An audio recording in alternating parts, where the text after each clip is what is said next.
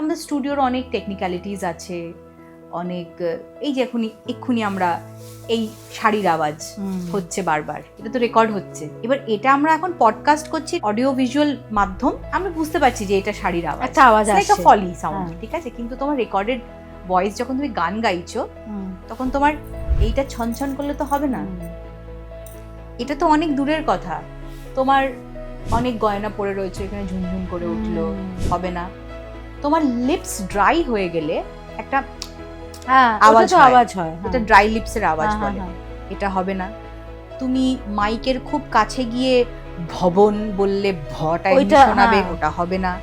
এবার এগুলো কথা বলার সময় হয়তো যদিও বা মেনটেন করা গেল, একটা সুরে গাঁথা একটা গান গাওয়ার সময় এগুলোকে মাথায় রেখে মেনটেন করে গাওয়া খুব নট ইজি জিনিস, ইটস টাফ, এটা শিখতে হয়, বারবার করে করে শিখতে হয়।